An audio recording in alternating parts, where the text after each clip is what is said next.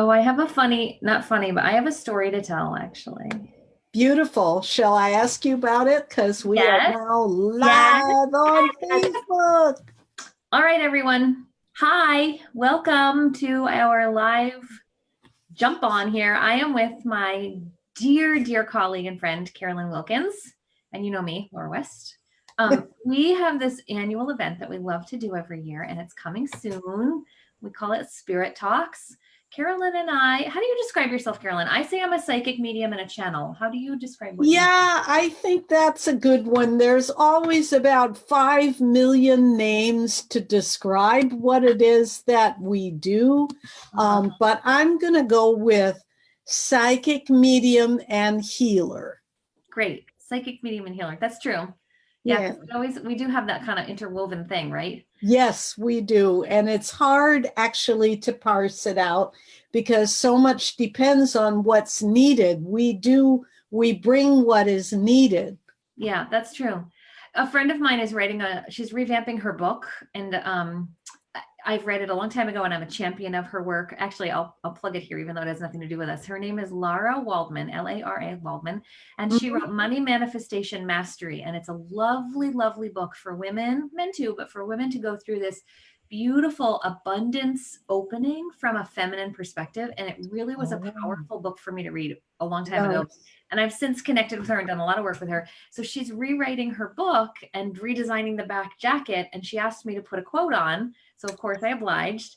And she said, "So, what should we call you?" And I was like, "Well, I have like 18 different things I do in my business. So, I don't really know." So, I just picked something generic like holistic healing coach. But really, it's so much more than that. But to fit on the back of a book jacket, you have to have it like It short needs to and tight. be small and it needs to be recognizable that people can go, oh, I know what that is. Yeah, right. Exactly. Yeah. Because, for example, a lot of people have trouble with the label psychic medium because, really, to be honest, if you're any good as a medium, you must be also good to be a psychic to even be a medium at all. So, Yeah. psychic medium is a little redundant. Yeah. However, I think that for people who don't know what it is we do at all, it at least gives them some kind of labels to hang their hat on. I agree. It's so interesting you bring that up because in our line of work and like in education and in any other profession, there's technical terms that you use as the person in the field. You and I both understand everybody on the planet is psychic, right? And they don't know it, most of them. And when they come to us as clients or class participants, you have a course. Let's be sure to plug that course today, by the way. Oh, Uh, thank you. why don't we do it now? Tell everybody what your course is. Oh, so yes, I do have a course. And that's kind of the tagline for the course. We are all psychic. It's called Magical Communication: How to Talk to Your Ancestors. And it is a very reasonably priced online class that you can find on udemy.com. Maybe I'll throw a link up later for Yes. you to find it, but it's a class for anyone who's ever wanted to be able to just communicate with their deceased loved ones. If you've lost a friend, a family member, it's not for getting up on a platform or for having a TV show or anything. It's just for your own personal use. But yes, Laura, we are all psychic. That's kind of comes with being a human being, it turns out. Great. And so when we say psychic in our descriptors, it's kind of redundant for us because we already understand, well, we're all psychic. But for a general layperson who's new to this understanding of things, they think psychic and they think, oh my God, you can connect me to my mom who's been dead for 15 years. Let's go there and do that. Or Yes. they think like, no, thanks, not interested, which is also fine too. But we don't see those people and we don't know those people. So they're out there in the Yes. world, but we don't have to, they don't cross our paths. But anyway, yeah, so our titles, it's very interesting because we do so much. And I love when you and I do this Spirit Talks event because we just have this really lovely click and we just banter and we go back and forth and the energy is really huge. And it's so surprising what comes through. I'm really excited to do this. Carolyn and I are holding a Spirit Talks event again this October on October 27th in Cambridge, Massachusetts. And we have details coming for you.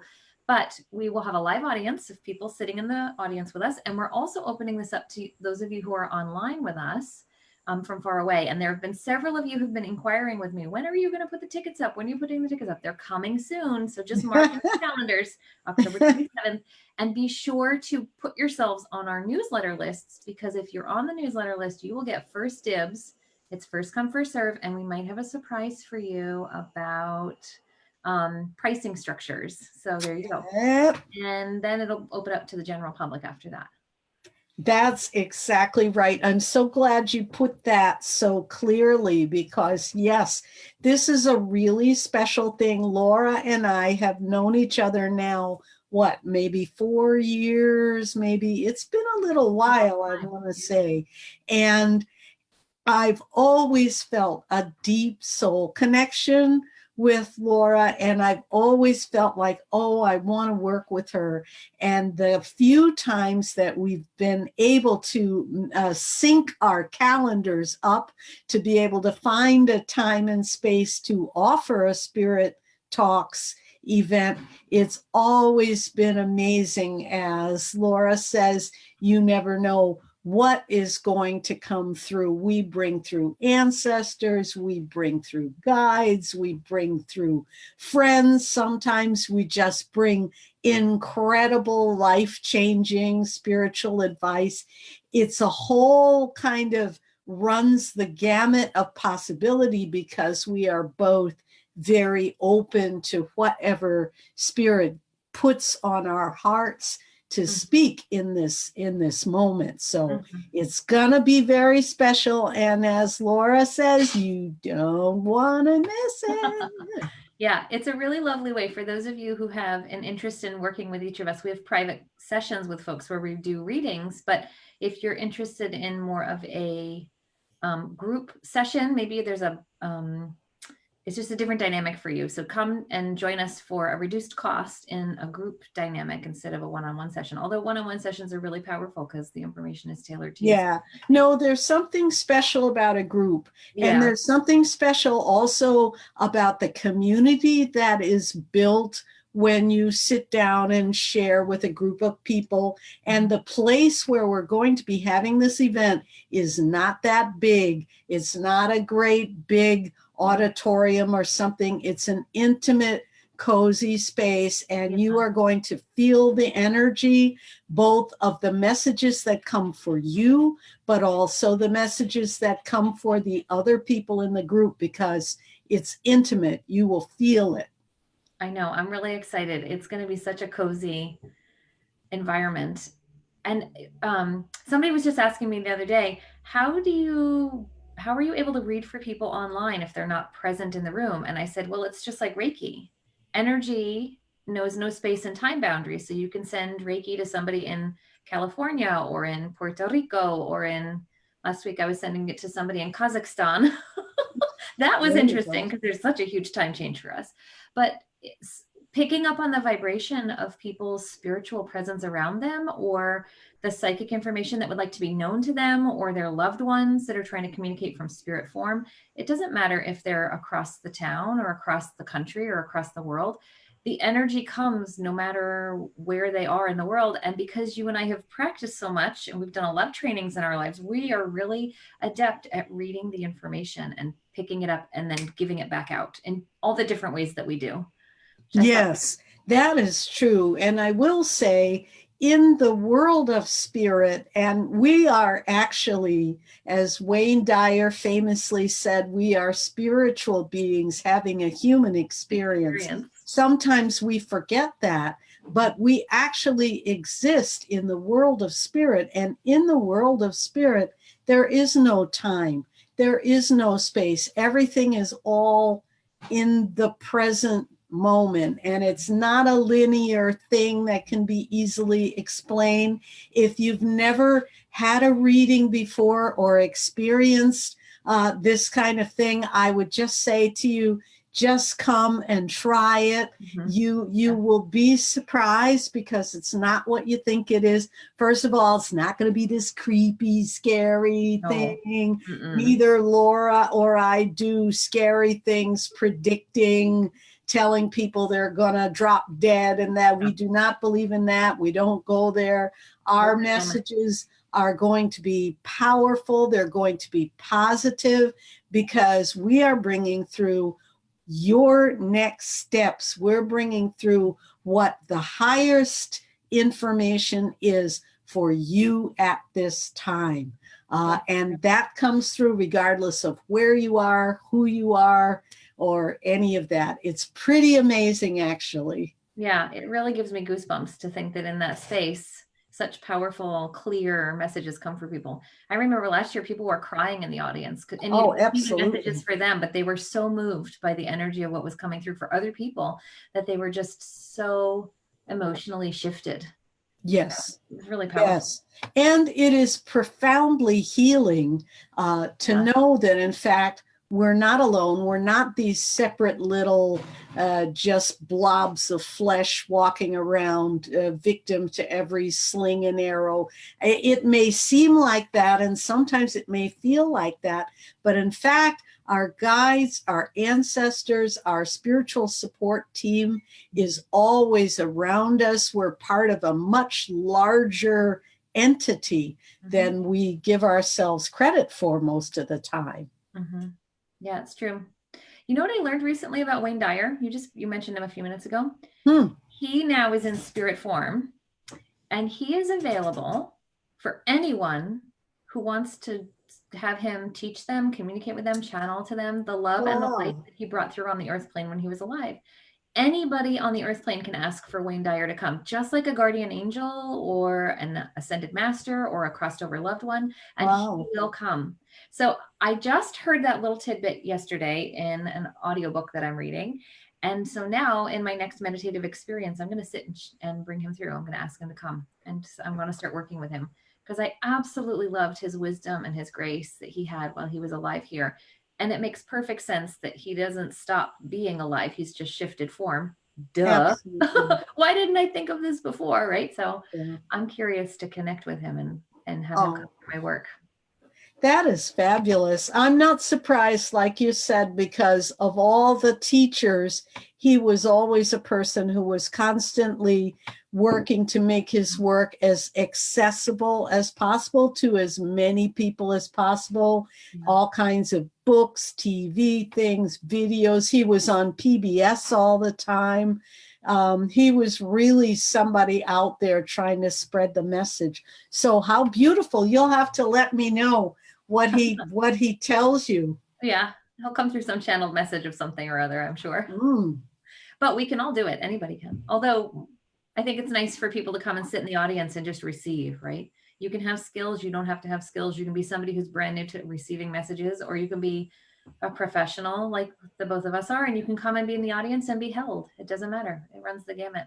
I think so, because there's something special about just being in the energy of that. That is very healing, even if, like you said, even if you don't get a message. Although that said, Laura and I will do our best at this event to bring through messages for a lot of people. And Laura and I are also both channels. So it is quite likely that in addition to individual messages, it's likely, I won't say absolutely, but it's certainly likely that a channeled message will come from, the universal forces. You have the Council of Light. I have Yamaya. So there's all kinds of wonderful healing possibilities open. So please come. It's going to be a ton of fun. It really is. Yeah. Can we shift gears for a minute? I want to ask you some personal questions about your journey, if you don't mind. Absolutely. Okay. Fire away. Because we've known each other for a long time, and we're always on the go, and we're always in the moment and in the energy of the work together and just operating like finely oiled machines. But I have known your story. Can we do full disclosure and just say a little bit about background? I don't want to reveal too much of your story. So to talk a little bit about how I got into doing the psychic reading thing. Yeah. So I want to know your journey. Like, when did you start to know that you were of this understanding about the way the world works? Were you a child? Did it come to you as an adult? Yes. What You kind of know, it's very interesting because when I was young, very, very young, I had some pretty strong psychic experiences, but they kind of freaked me out. I was seeing things, I was seeing like energy, I was seeing kind of beings in corners and things, but it was really scary to me. And I was having nightmares and I wasn't sleeping. And of course, that meant I was keeping my parents up until the wee hours. I can remember my father, bless his heart, would come and actually sleep in my bedroom because I would wake up and be so fearful. So eventually they sent me to a kitty shrink, child psychologist. Because, they were parents who went by, I was raised by Dr. Spock book about, what was the proper way. And, these things were definitely considered unhealthy delusions, right? To be talking to people who weren't there, to be seeing things or forms or figures or things flying across the air was not, this wasn't a good thing. Plus, I was really scared. So they took me, and after, I don't know how long I went, maybe a year or something, but I mean, every week my mother would take me downtown, and eventually, of course, I stopped having the visions. I stopped seeing things. I stopped hearing things, and I became, quote unquote, normal. Well, I never was really normal. I don't think anyone is actually really normal, right. But I was calmed down enough that I was able to kind of go through my life and be a good student and do the things that were expected of me. But I was also always a really sensitive and really creative child. And I didn't even realize until later, and maybe some of you out there listening have had this experience of, you realize that you actually knew, without people having to tell you, you knew what they wanted you to do. You knew what they wanted you to be. You knew what people were going to say to you, what they were going to do. I knew all the time. And I didn't, unfortunately, think, oh, I must be psychic. Instead, I thought, I must work harder to please these people because this is what they want.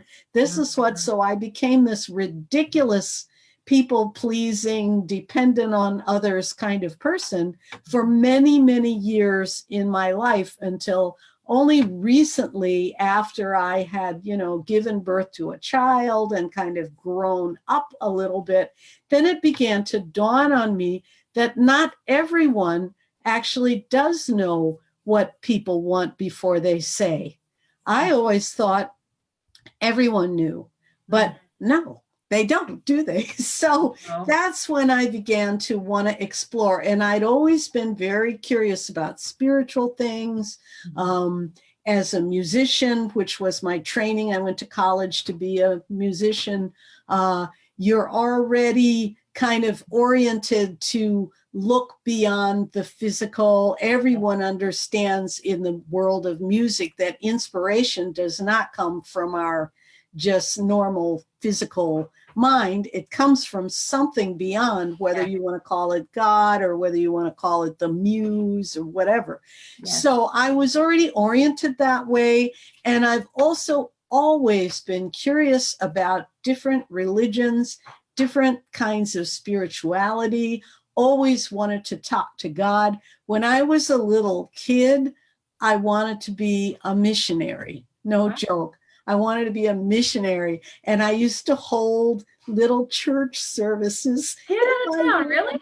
Yes. And I would pass the collection plate and make my mom and dad like drop nickels in, right? And make my brothers sit and listen to me give the sermon. I would give the sermon. I would read from the Bible. I mean, it's really pretty weird when you I love it. That's great. Go back and look. I was about 8, Yeah. What did you do with the money? Yeah, I have always had this kind of direction. And then later now as an adult, I've really kind of recognized that this is not just normal and not something that should be ignored, but in fact was part of a deep longing on my part for a connection with a spiritual path that was not necessarily religious per se, but was spiritual, and that involved my connection with larger forces. And I've been pursuing that with a vengeance ever since about 2014, but studying mediumship, studying psychic development, and then kind of going pro, if you will. Yeah. What did you do with the money from the collection plates when you had your good question. You know, I don't even remember. I hope I didn't buy candy bars. Maybe, maybe I did. I would like to think that I gave it to the homeless or something. That was another thing I used to do, though. There was a homeless man who used to hang out. Well, they didn't call them homeless, right? Back in the day, they just called them bums, right? But there was a man who used to hang out by the subway station. And I can remember that as I was going to town for my music lesson, I always made sure to give him, you know, probably like 5 cents. And I always got a little sweet roll. I'd share it with him. You know, but I think that I just always kind of had a certain kind of urge to be about more than just me, without sounding sanctimonious or braggadocious about it. But I just think as I look back on myself, then I see that in some ways the mission to serve something bigger than just me was there. That's amazing. I had no idea you had such a faith-based background. Part of your childhood. You know that my grandfather and my great-grandfather are both Methodist ministers, and they're very deep. I had that very deep in that. But interestingly, I was never really that. You know how that is, just because our parents do it. Is your mother a minister? My mom is a Unitarian Universalist minister. And the greatest compliment I've ever received in my psychic realm of professionalism came early in my career when I was putting my neck out there and really doing things that I didn't have any models or training or role models or mentors or anything, but this Council of Light wanted to speak through me. And so I was doing these at the time. It was a weekly message. I cannot believe this. I look back, I'm like, where did I get the stamina to do a weekly message for 2 years straight? Wow. But I did it. And so one time she always listens to the messages because it's like my daughters, I'm proud of my daughter, you know, like that mom kind of thing. But she said to me, Laura, when I listen to the channeled messages that come through you, I hear God talking to me as if I'm standing in my space when I'm communicating with God's source. And I got goosebumps all over, because that to me was not only does my mom approves of me in that Freudian way, but it was like, yes, there really is some connection there to some spiritual realm. And when I was new in my career, I was looking for validation, but I didn't have a mentor or a teacher or anybody that I could turn to get that from. So it was my mother's words that really, and I didn't seek them out. She just shared that with me spontaneously. So I thought, okay, that's spirit telling me I'm on the right path, doing what I'm doing. That's beautiful. Isn't that beautiful? I will say it's quite a journey with our families. So you did not, as you were developing as a psychic, you didn't encounter opposition from your family, or how did they respond? Well, so when I was a little girl, I was having experiences, and I was being visited by spirit in the neighborhood that had passed on, and just curious about me because it could see me. So it would come to my bedside at night. But as a 4-year-old, I had language like, the witch came to see me last night again, or I had a scary dream, or the man was telling me to go talk to his wife, and I don't know what he was saying. And my family would just be like, oh, you know, just tell them to go away. You're sleeping. Tell them you have to go back to bed. They never discredited me, but they also never really advanced my skill set and supported me in advancing it, because they didn't think that it was as visceral as it was. And then in my teenage teenage years, I grew up on Cape Cod. So there's lots of psychic energy layers. There's the Native American layer, and then there's the sea captains and whaling era energy there. Wow. And then there's the pilgrims and the first landers that were here in the United States from England. So there's all this enmeshed stuff. Plus there's modern stuff. So I was really interested in anything that was like Ouija board, ghost story, macabre, haunted house, scary stuff, because I didn't have an outlet to express or practice with my skill sets. So I was always the one that was like, hey guys, it's 3 a.m. Let's do Ouija board, right? I was that friend. People would push me to be like, go in that creepy room and tell us what's going on in there. So I was sort of like a guinea pig. And it was just sort of an idle curiosity kind of thing for me.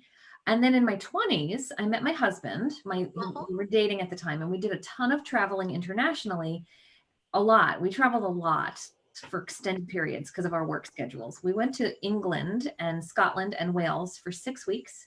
And it was around the time of the internet chat room / webcam era. So the late 90s, early 2000s, right on that cusp of the time frame. And I had been studying and watching a ghost camera in Wales for a long time. I had become a moderator of the chat room because I was there all the time with the people. I hung out and knew them and was like friends with all these people from all over the world. And finally we were going on this big trip, and I said, well, we've got to go and visit this castle and go to this haunted thing and see everyone, and I've got to meet them all. So I went, and we had this great experience, and I was channeling this. We went on the ghost tour, and I met the people who run it, and they put me on camera, and I waved to everybody internationally. It was like my first, who knew all these years later I'd be doing this for a living, right?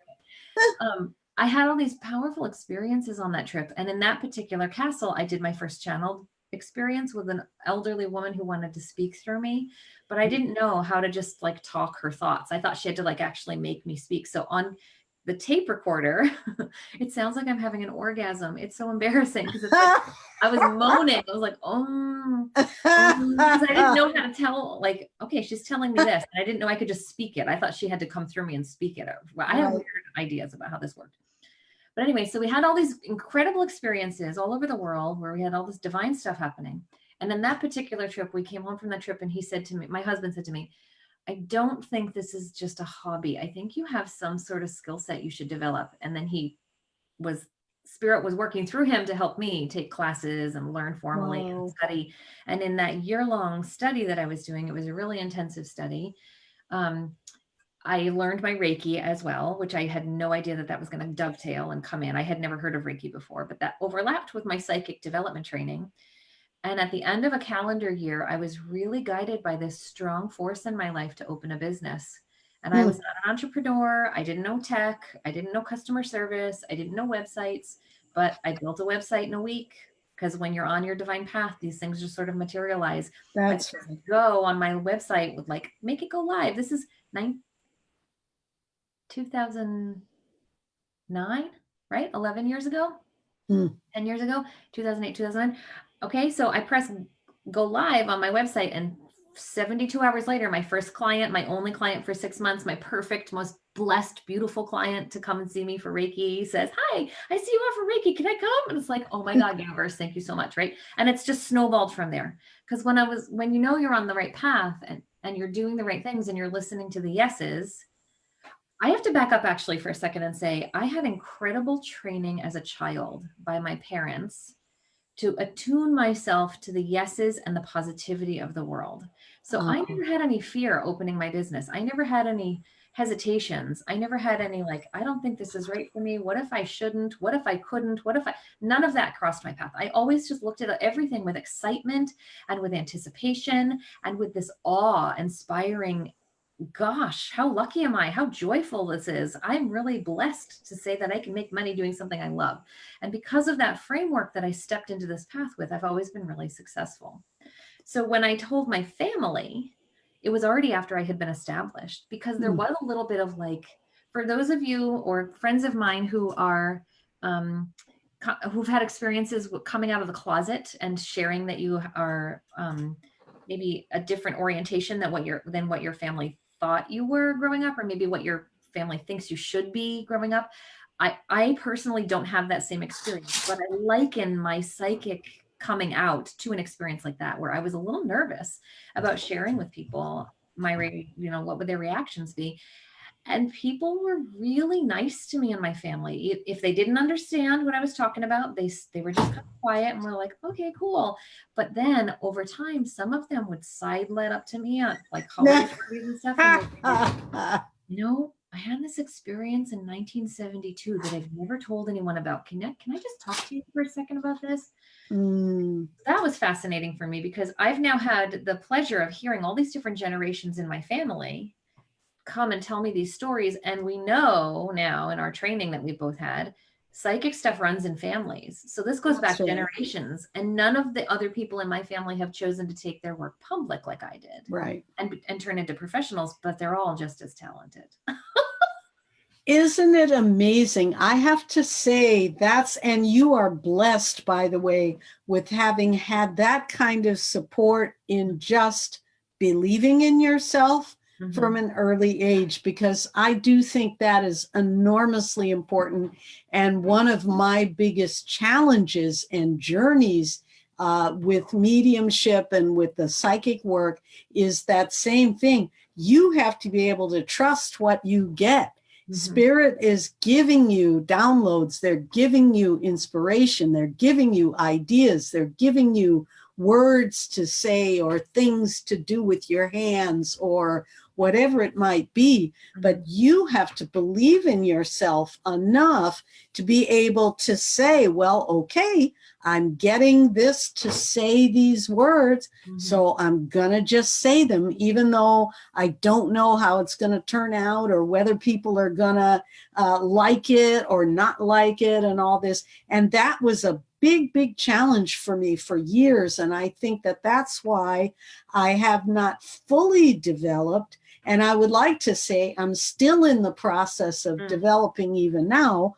It's an eternal path of growth, but that I'm now beginning to really blossom, in part because I'm old enough that I'm less concerned with, people's thoughts and opinions and all of this kind of thing, and whether it's going to be quote unquote right or not. That's a really big gift that you were given as a young person.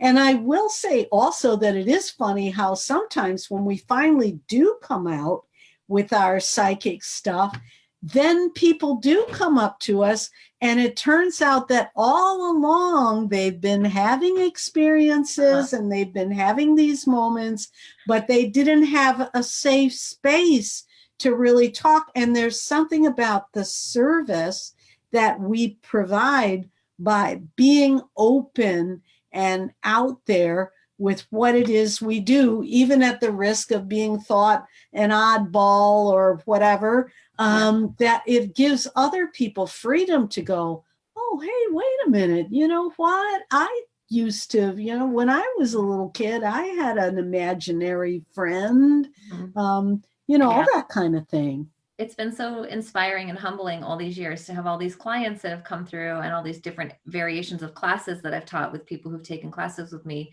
who've said, thank you for being the outlet for what I know I need in my life and I don't have a framework or a reference. Thank you for being the sounding board for me. Thank you for believing in me and not thinking I'm crazy. I get that one all the time. Thank you for believing in me and not thinking I'm crazy. So people come all the time to my client work and they say, I'm sure you're going to think I'm crazy. And I stop them and I say, I've been in business for over a decade. Nothing will surprise me. Everything you are about to tell me is real and I believe you. Now go ahead and tell me. Right. Yeah. Because it just is, the world is a miracle of energy and all these different complex layers of beingness. And I'm always learning on the job. It's funny when I bring through channeled messages or I bring through spirit guide work, the messages that come for people are oftentimes teachable moments for me. It's like, oh, is that really how it works in the spirit realm? How cool is that? I never knew that. That's new information. Cool. Thanks for sharing that.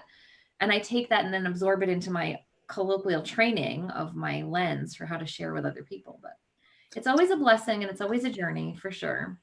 It's thrilling. It's so fun. And you're right.